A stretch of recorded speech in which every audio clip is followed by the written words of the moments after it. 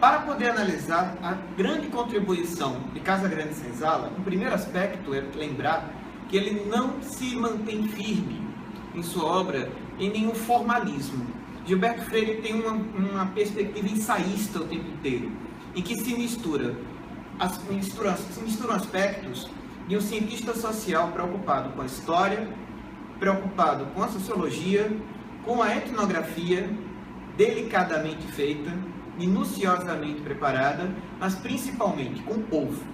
Como diz bem José Carlos Reis, há um cuidado de Gilberto Freire em, ao mesmo tempo, ter uma simpatia carinhosa o tempo inteiro pelo português colonizador, mas ter como protagonista de sua obra o sujeito mais oprimido.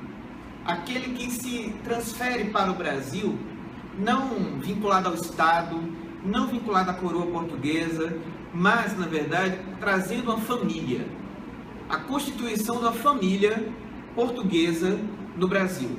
Por mais contestado que isso já seja, por diversos outros autores, a perspectiva de Gilberto Freire é minuciosa na sua descrição de fontes. O cuidado que ele tem na construção do seu objeto é tamanho, mas ao mesmo tempo as suspeitas, uma vez que ele, desde o prefácio da primeira edição, deixa claro que ele está incorporado à obra. Ele nasce em 1900. É primeira ou segunda geração após o fim da escravidão no Brasil.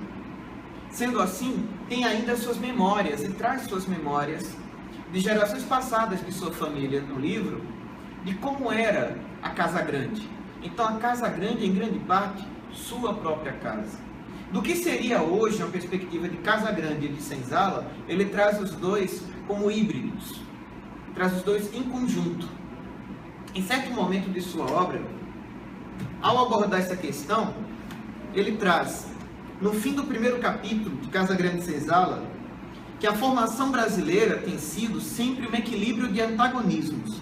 Antagonismo de economia e cultura, a cultura europeia e indígena, o católico e o herege.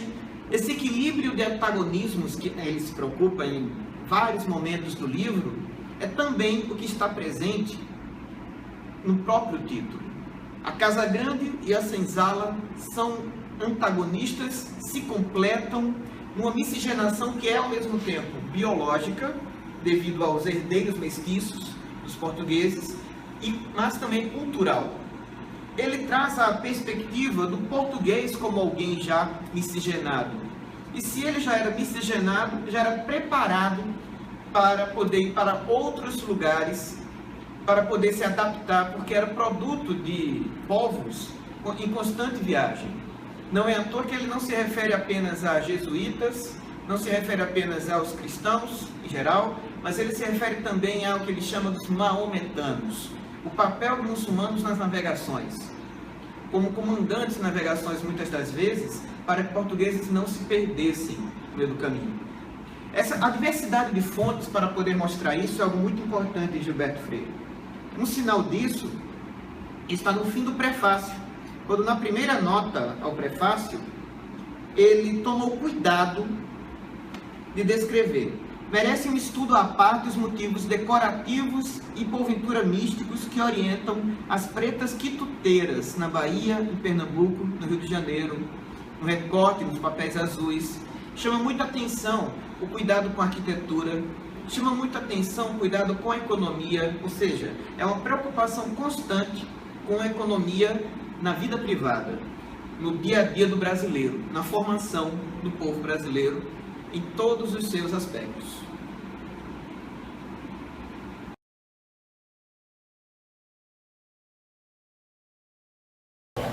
Sérgio Buarque de Holanda foi autor do livro Raízes do Brasil. Dentro desse livro consta um capítulo muito importante para examinar diversos aspectos da cultura brasileira até os dias de hoje. Um capítulo em que ele aborda o homem cordial. Seguindo a metodologia weberiana, ele constitui um tipo ideal a partir da ideia de homem cordial. Não se trata de gentileza, educação, se trata, na verdade, do peso emocional em condutas do brasileiro no dia a dia. Nossa aversão à formalidade, nossa aversão à disciplina, a regras coletivas, fazendo com que nós continuamente tenhamos dificuldade na relação entre público e privado. Um exemplo que seria possível analisar com base no autor para as relações políticas de hoje foi a forma escandalosa como, na votação na Câmara dos Deputados, diversos deputados dedicaram seus votos à família, à esposa, até a amigos com grande frequência. Por quê? A todo instante predomina entre brasileiros associar em tudo o que faz a primeira reação, a reação emocional, informal, sem respeito a autoridades externas. Isso como um fenômeno que vem na história do Brasil, de Sérgio Buarque de Holanda, desde o Brasil colônia, divididas capitanias entre famílias, distribuídos títulos de nobreza para parentes, fazendo com que nossa relação com a propriedade seja sempre como tudo que for público, sendo na verdade privado. O que se ressalta como um grande patrimonialismo brasileiro. O que não é tão examinado pelo autor, esse patrimonialismo. Diretamente não. Mas essas condutas dos brasileiros no dia a dia, como é bem visto por nós furar uma fila, como é bem visto por nós poder dizer que conhece alguém em algum setor. Nossa relação com a corrupção, nossa relação com a honestidade são historicamente, como diz o autor, confundidas por vínculos afetivos. Tanto para reações extremas de afeto, como carinho, amor, como para reações agressivas. Tendemos a ter reações na prática de crimes mais violentas para situações que boa parte dos países do hemisfério norte não teriam a mesma agressividade, devido em grande parte a esse homem cordial, que na verdade é cordial, pela origem da palavra cordial, se dirigir a coração, a emoção, ou seja, minha vida privada contaminando qualquer aspecto da convivência.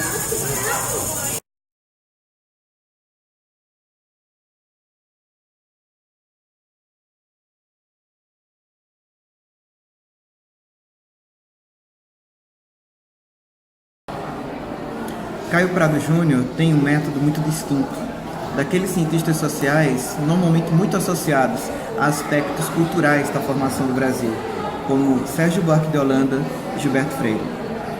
Ele foi chamado, em certo dado momento, por Fernando Henrique Cardoso, em seu livro Pensadores que Inventaram o Brasil, de um Graciliano Ramos da economia.